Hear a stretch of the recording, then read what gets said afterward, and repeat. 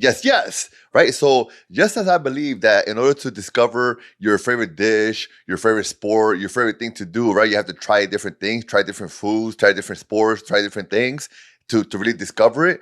I feel the same way about your purpose. And so for part four of how to discover your purpose, what we need to do next is start tasting. Right, so we have to start tasting different things that have, maybe drawn our attention at different times, things that we thought about doing, things that we said, I might like to do that.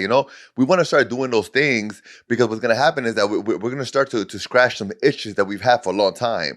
And when I say scratch itches, I just mean that we've had that itch that we want to try that job, that we want to try that specific thing, right? And so there's only one way to really find out whether or not that is your thing, and that's to try.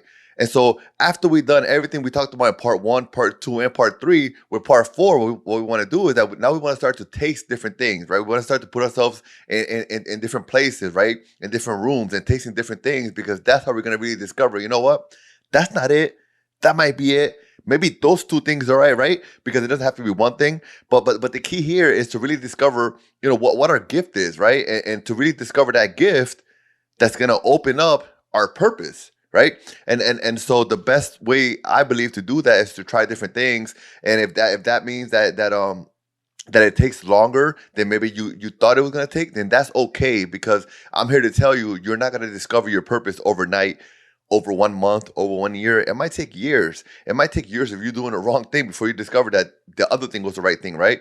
And so what I want to really add to this part as well is that, we have to be patient as we're tasting, right? So not only are we tasting different things, but we're being patient. We're giving ourselves time to really, kind of like sink our feet into these different things so that we can really get a good feel of whether or not that is the thing or that is not the thing.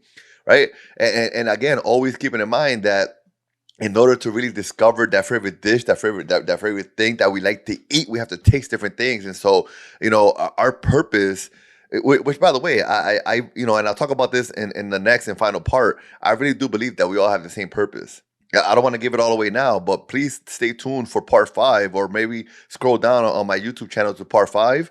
And I'm going to be talking about just this. We all have the same purpose. And I'll explain more about that later.